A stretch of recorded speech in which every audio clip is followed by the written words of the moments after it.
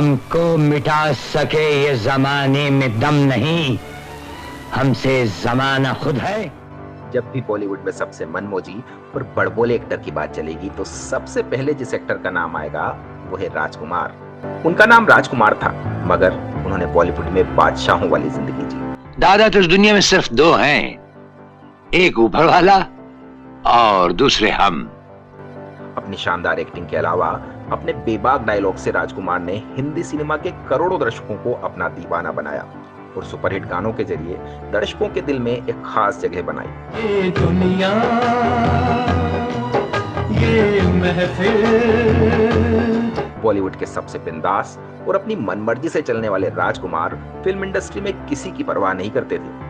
वो किसी को भी बेइज्जत कर सकते थे, मगर उन्हें जिस चीज की सबसे ज्यादा परवाह थी या जिससे उन्हें फर्क पड़ता था वो ये कि उनके लिए गाने बस रफी साहब ही गाएं। तुझको पुकारे मेरा प्यार। मगर आज मैं आपको जिस फिल्म की कहानी बताने जा रहा हूँ उसमें राजकुमार ने निर्माता निर्देशक को मजबूर कर दिया था इसमें रफी साहब की आवाज जरूर होनी चाहिए। इसके लिए उन्होंने फिल्म की शूटिंग तक अधूरी छोड़ दी थी, मगर उनकी यह ख्वाहिश पूरी होकर भी अधूरी ही रह गई। यारो सूरत हमारी पे मत जाओ। एक बिंदास एक्टर की रफी साहब के गाने के लिए जिद और इस जिद को पूरा करने के बाद भी मिली नाकामी के बारे में इस वीडियो में मैं विस्तार से बताने वाला हूं। पर इससे पहले आपसे रिक्वेस्ट है कि अगर आप चैनल पर नए हैं तो चैनल को सब्सक्राइब कर लीजिए और बेल आइकन को भी दबा दीजिए ताकि नोटिफिकेशंस आपको मिलते रहें। चलिए शुरू करते हैं गीत और संगीत का ये सुरीला सफर।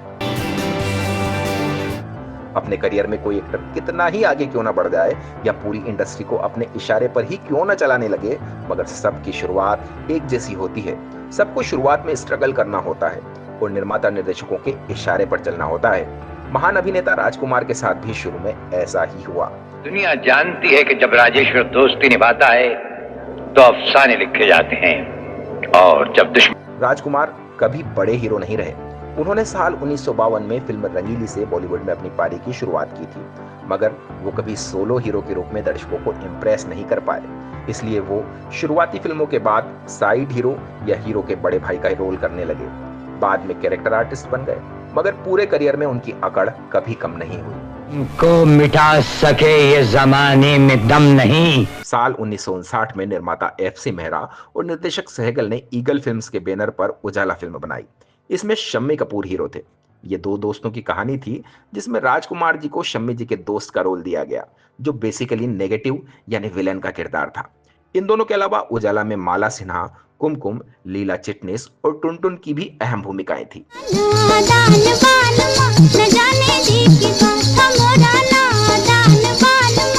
उजाला में शंकर जयकिशन ने संगीत दिया था और गीत लिखे थे शैलेंद्र जी और हसरत जयपुरी जी ने। इस फिल्म का गीत संगीत बहुत लोकप्रिय हुआ और आज भी इसके गाने खूब गुनगुनाए जाते हैं। इसमें लीड सिंगर थे मन्ना डे, मुकेश जी और लता दीदी। या वालों से दूर, जलने वालों से दूर, आजा आजा चले। ये बात भी गौर करने वाली है कि शम्मी जी के फेवरेट सिंगर रफी साहब थे और वो संगीतकारों से रफी साहब की ही आवाज की मांग किया करते थे। मगर शंकर जयकिशन जी ने इस फिल्म में उनके लिए मन्ना डे और मुकेश जी की आवाज का क्यों इस्तेमाल किया, इसका खुलासा कभी नहीं हुआ।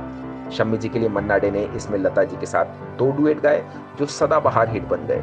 झूमता मौसम, मस्त महीना, चांद सी गोरी एक हसीना। छम लसनो छम छम, हसनो छम छम, हाय हाय। इसके अलावा उन्होंने शम्मी जी के लिए 2 और गाने गाए। अब कहाँ जाए हम, ये बता है ज़मीं। सूरज जरा आ पास आ, आज सपनों की रोटी पका। उजाला उन गिनी चुनी फिल्मों में से है जिसमें शम्मी जी के गानों को मुकेश जी ने आवाज दी थी। या वालों से दूर, जलने वालों से दूर, आजा आजा चले। इसमें लता जी के भी 2 सिंगल गीत थे जिसमें शंकर जयकिशन साहब का जादू साफ नजर आया। तेरा जलवा जिसने देखा वो तेरा हो गया, मैं हो गई कि मोरा नादान बाल मान जाने दी की बात, मोरा नादान। खैर, बात राजकुमार की हो रही है जो अपनी शर्तों पर काम करने के लिए मशहूर या एक हद तक कुख्यात थे। एक तो उजाला में उन्होंने पहली बार नेगेटिव किरदार किया था जिससे वो नाखुश थे और दूसरा, जब उन्हें ये पता चला कि इस फिल्म में उन पर एक भी गाना नहीं होगा तो वो भड़क गए। उन्होंने अचानक फिल्म की शूटिंग पर आना छोड़ दिया। राजकुमार के मिजाज को सब जानते थे, इसलिए निर्माता निर्देशक भी समझ गए कि राजकुमार को कोई बात अखर गई होगी। दोनों ने उनसे संपर्क किया और उनकी नाराजगी की वजह पूछी तो राजकुमार ने बताया कि अगर इस फिल्म में मुझ पर कोई गाना होगा तभी मैं इसकी शूटिंग कंटिन्यू करूंगा, वरना मेरी तरफ से पैकअप है। निर्माता निर्देशक जानते थे कि राजकुमार जी ने एक बार जो ठान लिया तो फिर दुनिया की कोई ताकत उन्हें डिगा नहीं सकती थी। इसलिए उन्होंने शंकर जयकिशन साहब से एक और गाना तैयार करने के लिए कहा, जो शम्मी जी और राजकुमार जी पर फिल्माया जाएगा। यारो सूरत हमारी पे मत जाओ, यारो सूरत। संगीतकारों ने एक सिचुएशन निकाली और शैलेंद्र जी से एक डुएट लिखने के लिए कहा। इसके बाद दोनों इस गाने का संगीत बनाने में जुट गए। ये दोनों काम बहुत जल्दबाजी में किए गए थे, मगर ये गाना बहुत सुरीला और लोकप्रिय साबित हुआ। यारो सूरत हमारी पे मत जाओ, यहाँ भी दिल है। राजकुमार जी चाहते थे कि इस गाने में रफी साहब भी हों, क्योंकि उजाला में शम्मी जी पर मन्ना डे और मुकेश जी दोनों आवाज दे चुके थे और उन्हें उम्मीद थी कि ऐसी सूरत में उन पर रफी साहब का गाना ही फिल्माया जाएगा। मगर अब शम्मी जी अड़ गए। उन्होंने कहा कि रफी साहब तो मेरे लिए गाने गाते हैं और मैं चाहता हूं कि इस गाने में रफी साहब की आवाज मुझ पर ही इस्तेमाल की जाए। अब संगीतकार और निर्माता निर्देशक की मुसीबत हो गई। पहले राजकुमार जी नाराज हो चुके थे और शम्मी जी ने नई शर्तें लाद दी थी, तो उन्होंने शम्मी जी की बात मान ली और उन पर रफी साहब की आवाज वाला गाना ही शूट किया। यारो सूरत हमारी पे मत जाओ, यारो सूरत। राजकुमार जी जिद्दी थे, मगर हालात समझते थे।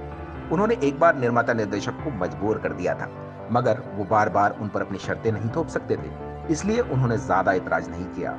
मगर इस कारण वो शम्मी कपूर से इतना नाराज हुए कि फिर कभी दोबारा उनके साथ फिल्में ही नहीं की। उजाला इस जोड़ी की आखिरी फिल्म साबित हुई। फिर भी जी रहे हैं, जख्मों को सी रहे हैं, हम फिर भी जी रहे हैं। राजकुमार जी की शख्सियत ऐसी ही थी।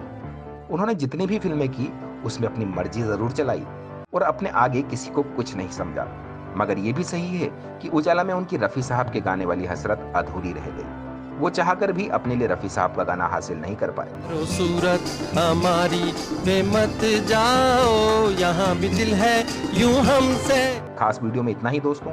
आपके पास राजकुमार साहब और रफी साहब के रिश्तों और गानों के बारे में कोई जानकारी हो तो कृपया जरूर शेयर करें। वीडियो पूरा देखने के लिए आपका बहुत बहुत धन्यवाद दोस्तों।